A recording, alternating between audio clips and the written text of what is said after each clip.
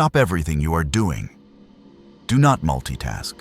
Do not lower the volume and drift into habit. If this transmission reached you, it is because a structural failure has already begun inside your system. You did not find this video.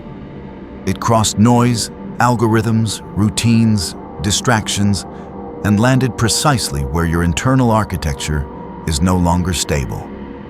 Something in you was already cracking before you pressed play. You didn't click out of curiosity. Curiosity is light. What you are feeling now is heavier, a low-frequency recognition, like noticing a hum that had been leaking in the walls of your life for years without language. Your life works. That is the evidence. The routines hold. The image is intact. The responsibilities are met. People trust you. You function. And yet, there is constant friction, like a machine burning fuel without producing torque. Positive thinking told you this friction was your fault, that you weren't grateful enough, focused enough, aligned enough. It trained you to smile at a dashboard full of warning lights and call that maturity.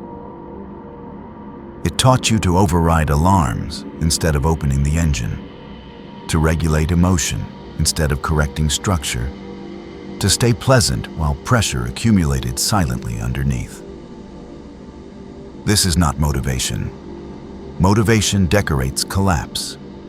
What we are opening here is a map correction, an engineering explanation for why optimism failed you precisely because you are not weak, lazy, or broken. If you keep listening, something will shift, not emotionally, structurally. The old map tears, and the version of you that survives by staying agreeable will not survive the next coordinate. You were not traumatized as a child. You were engineered, quietly, efficiently, without villains. You were intelligent early, not just academically, perceptive. You noticed tension before it was explained. You felt when your energy entered a room and subtly changed the temperature. You sensed things adults pretended not to notice. Power dynamics, emotional undercurrents, the difference between what was said and what was tolerated. That was the first problem. Rooms are designed for average voltage. You carried more. No one sat you down to correct you, and the system is more elegant than that. It trains through microfeedback, a delayed response, a tightened smile, a sudden shift in tone when you spoke too freely. Your nervous system learned faster than language. When you were intense, the room stiffened. When you asked the wrong questions, adults grew uncomfortable. When you softened, everything flowed again. This is not psychology. This is adaptive engineering. You did not suppress yourself out of fear. You edited yourself out of intelligence. You optimized for safety. You learned which frequencies were rewarded and which created resistance. Every time you compressed your expression, you reduced friction. Every time you reduced friction, the system rewarded you. This is where the mask begins. Not as deception, but as design. A polished surface meant to move smoothly through authority, family, school, and later, institutions. The mask worked. That's why you kept it. You were praised for being mature, for being easy, for handling things well. The system rewarded you for compressing force. But compression is never neutral. Energy stored without release becomes pressure. As years passed, flexibility hardened. What was once adaptive became structural.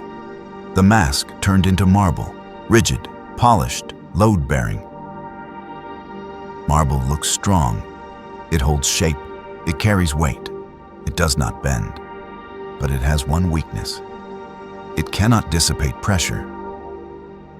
By adulthood, that you no longer felt like you were performing. You believed this was your personality. Calm, rational, positive, controlled. Now fast forward. You are 50 years old. You sit in a meeting where a decision must be made under pressure. You already see the flaw. You already know the correction, but you wait. You soften the language. You ask instead of declare. Your biology reacts before your mind explains. Your jaw tightens. Your breath shortens. Your shoulders brace. The system prepares to contain force again. The meeting ends. Nothing explodes. Nothing changes.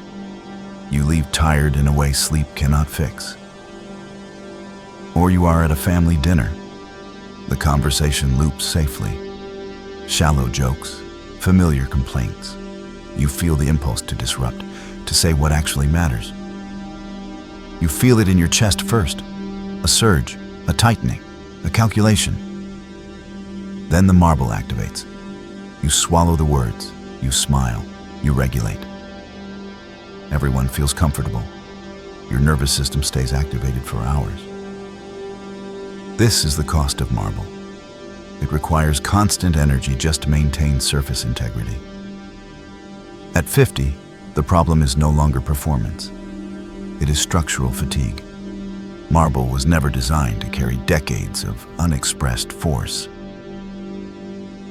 The cracks appear quietly.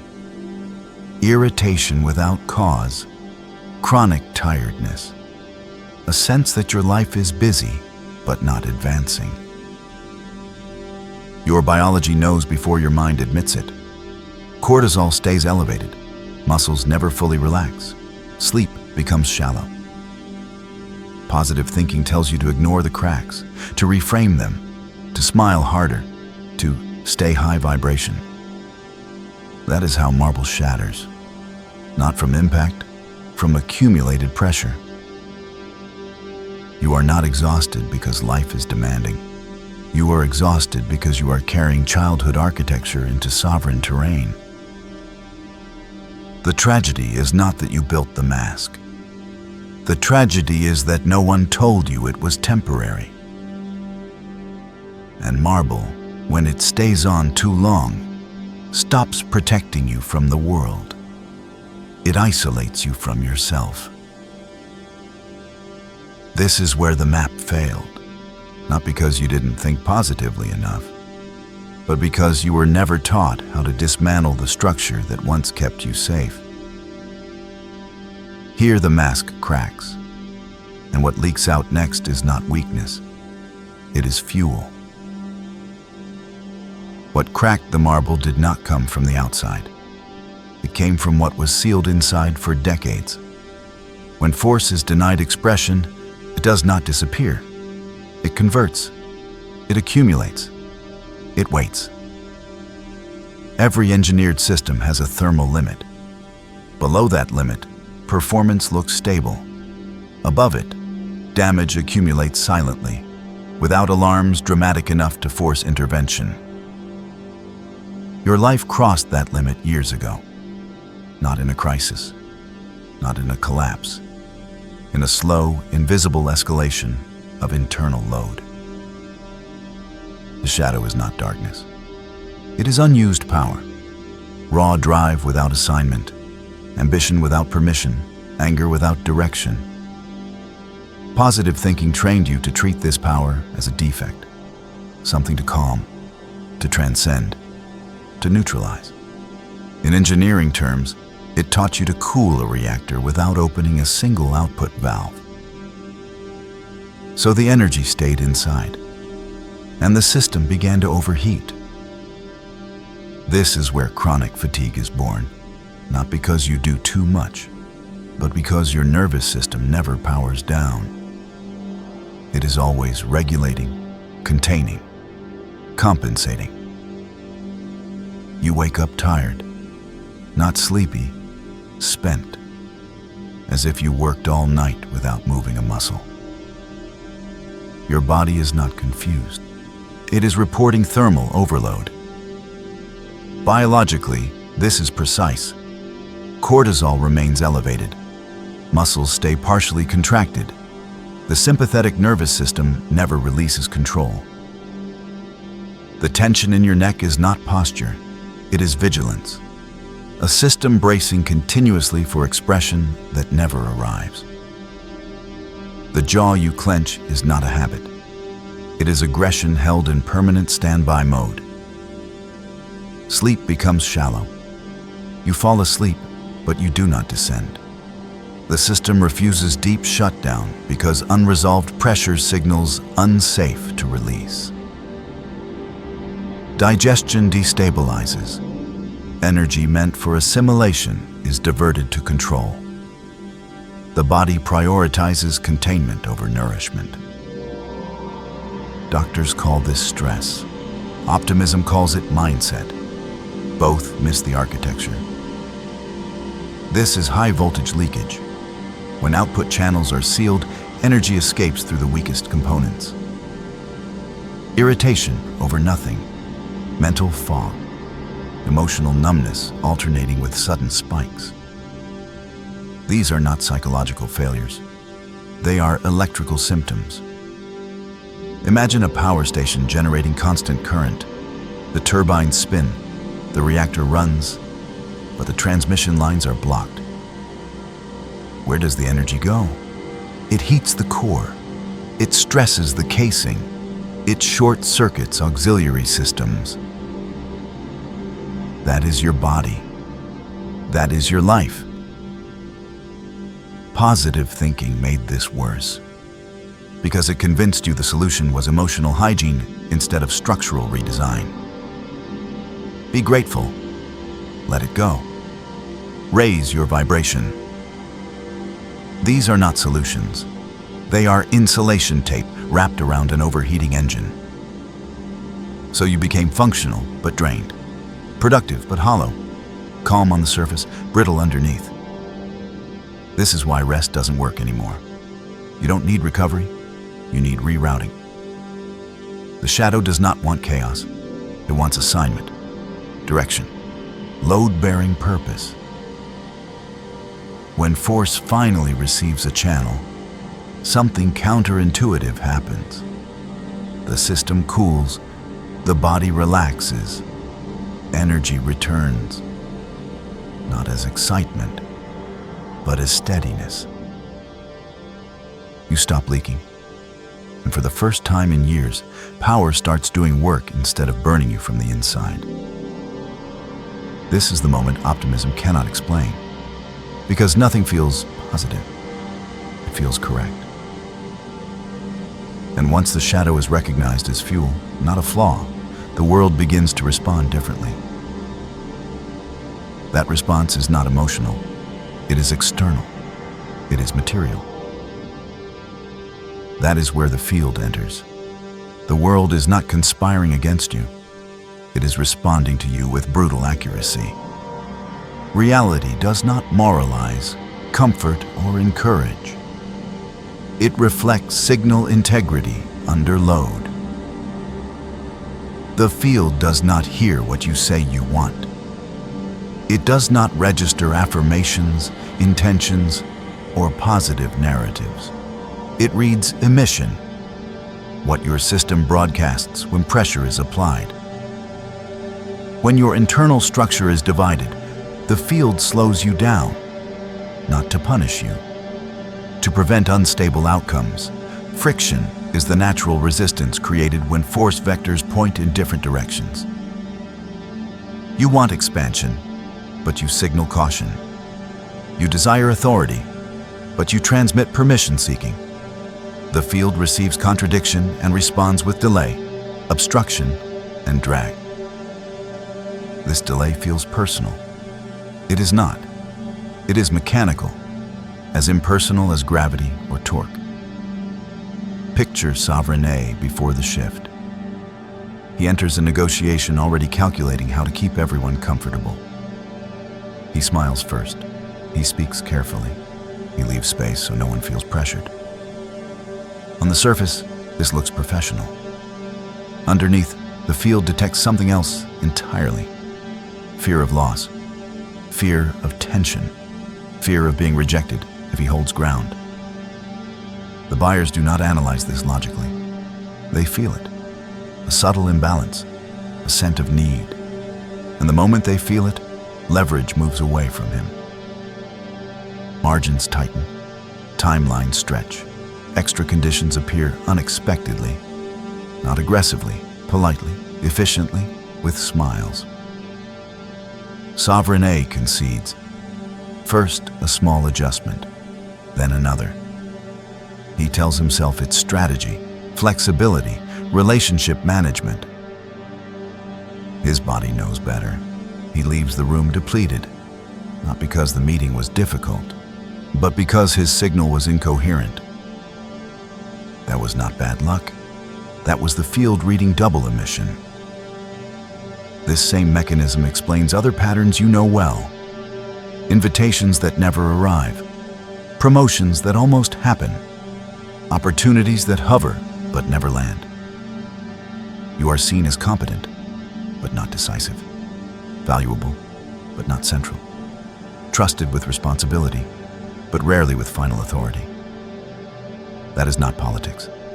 That is field positioning. The field places you exactly where your signal says you belong. If your emission contains internal negotiation, the field assigns you to roles that require compliance, not command. You were taught effort moves reality. It doesn't. Effort amplifies whatever signal already exists. If the signal is distorted, effort increases friction. This is why the harder you try, the heavier life feels. More action, less return. That sensation is not failure, it is feedback. Quantum systems collapse into the state most consistently observed. And for decades, you have observed yourself as split, powerful internally, restrained externally. So the field mirrors that split. Partial success, partial recognition, partial reward. Enough to function, never enough to dominate territory. Notice how this appears physically.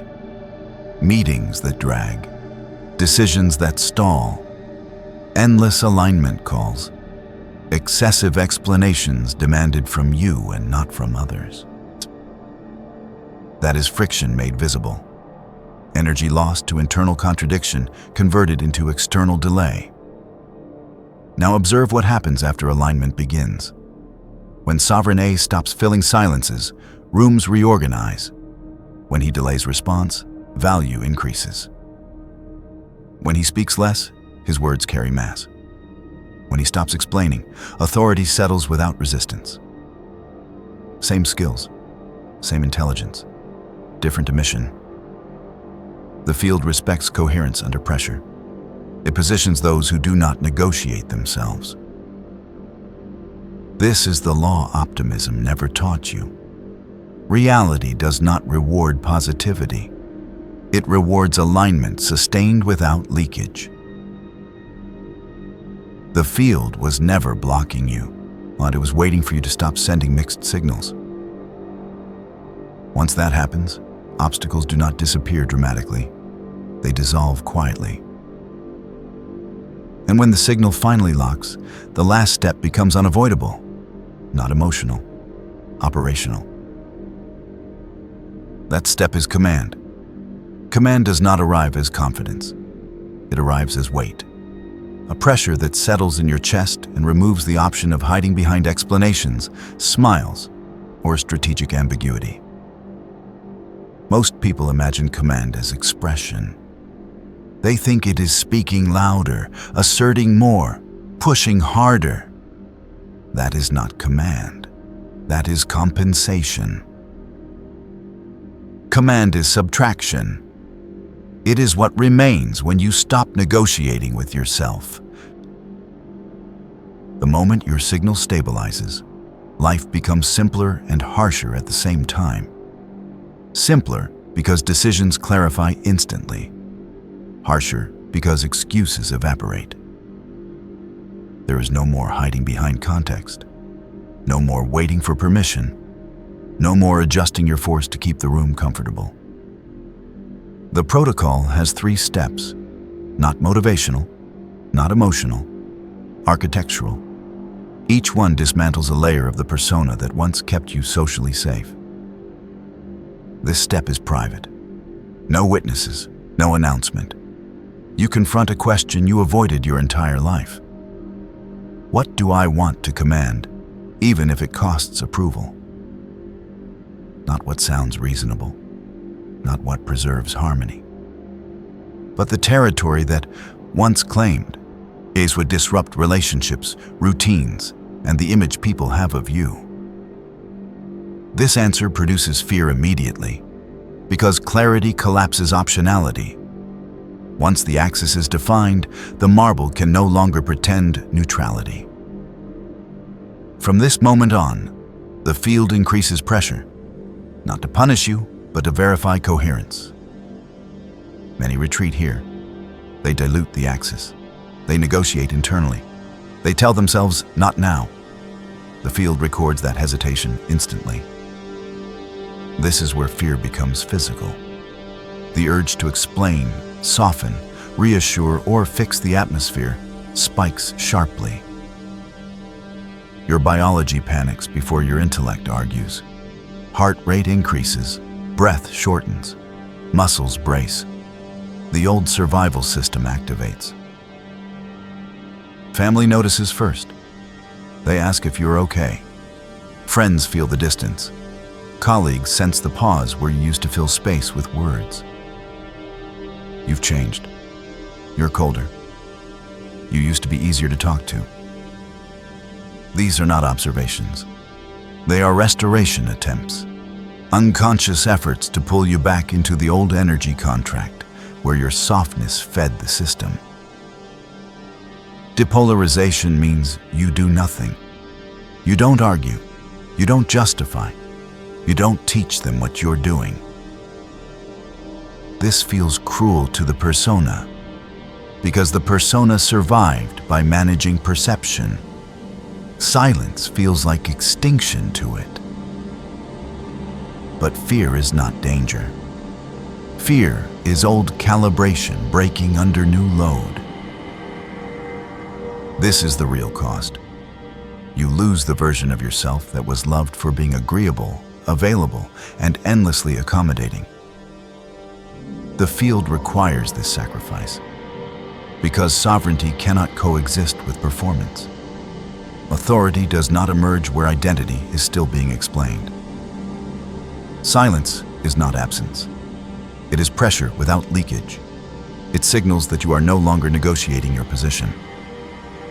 At first, the loneliness is sharp. Connections thin out, invitations slow, familiar dynamics dissolve. This phase is temporary and mandatory. It filters who was attached to your mask and who can relate to your core.